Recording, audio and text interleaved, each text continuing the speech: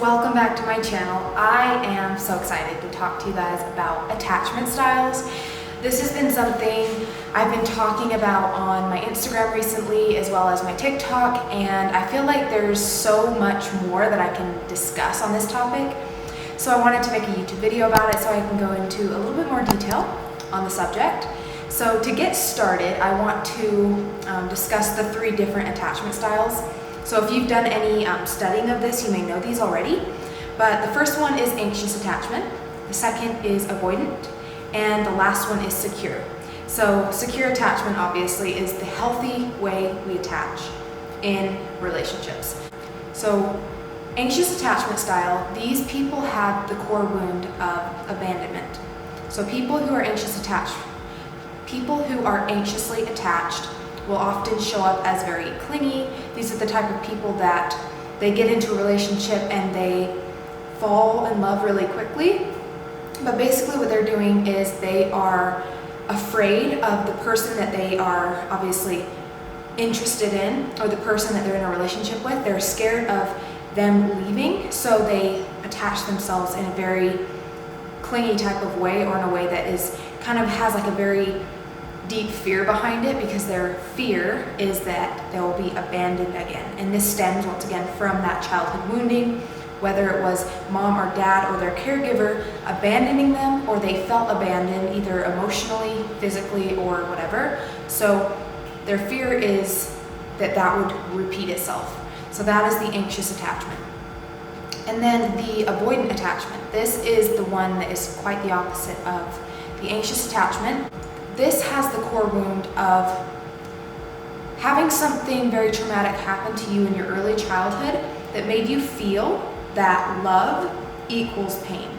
So this can show up in many different ways. So you could be someone who had a very toxic parent or toxic caregivers that they would kind of like give you tiny bits of love, but then they would be really abusive, whether it be verbally, physically, or mentally. And so as a little kid, you decided that love is dangerous, love is painful, so you actually close your heart. So that is the avoidant. They avoid intimacy. They avoid closeness because of fear of being hurt again, because to them, getting close in a relationship or being able to bond with someone or being in love is actually painful, so they avoid this. And that is why it's called avoidant attachment. So that is why I kind of wanted to discuss that. And then of course the secure attachment is when you are able to come into a relationship and the attachment is healthy. So you're not feeling like, oh my gosh, I'm so afraid this person's gonna leave me, but you're also not avoiding or like constantly pushing people away.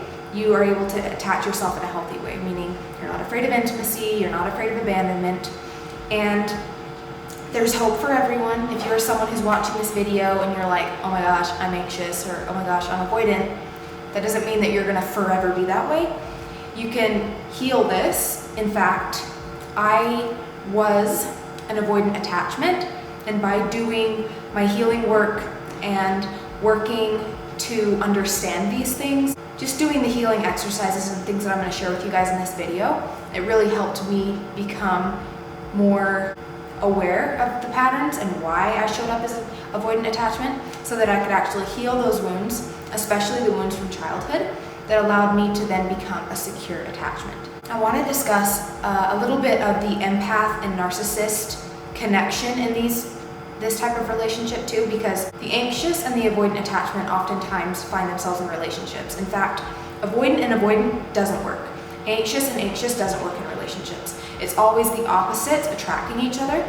So a lot of the times, the anxious attachment style will be known as the empath, whereas the avoidant attachment will be known as the narcissist. And the reason this is because the empath is the one who always is seen as the person who has so much love and care for the other person that they're willing to put up with abuse.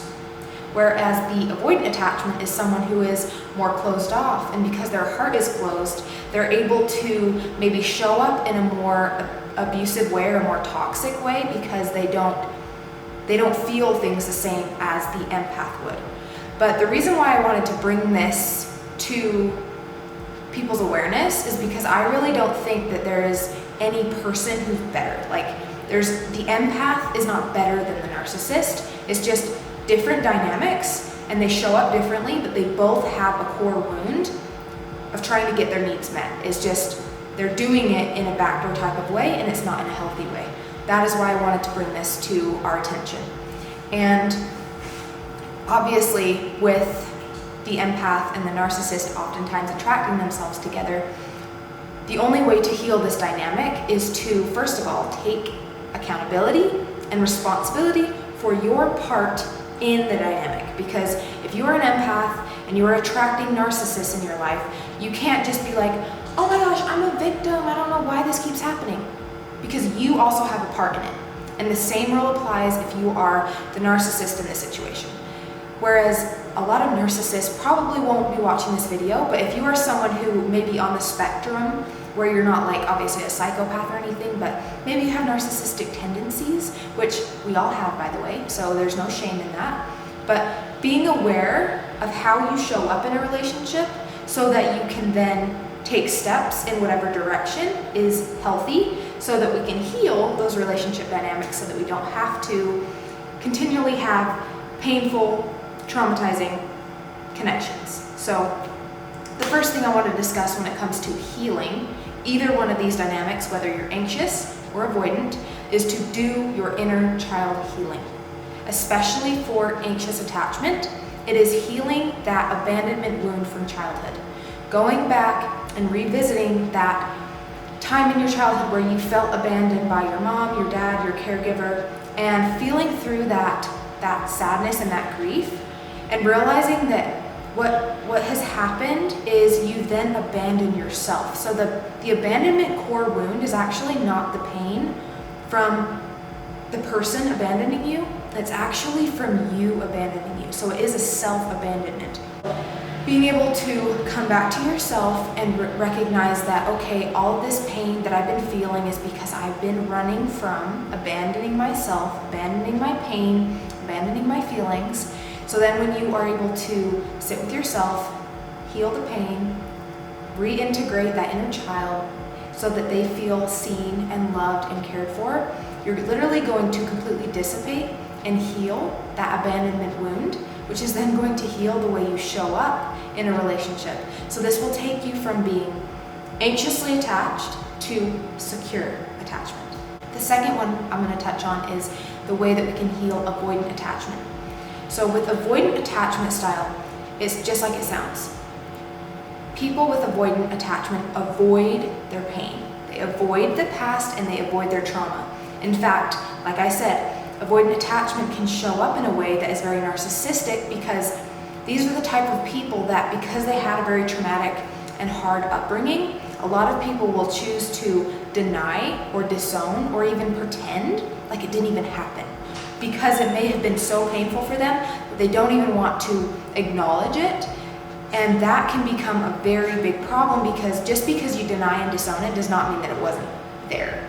It's still going to be something that manifests, especially through the subconscious mind. So something to be aware of. So when healing avoidant attachment, you have to go back into the past, like I mentioned with the anxious attachment. It is very similar, where you have to heal the core wounds from childhood. Meaning you have to go back into early childhood and remember, okay, this is the pain I went through. This is the trauma I went through. Acknowledging that it exists, and then processing through your feelings.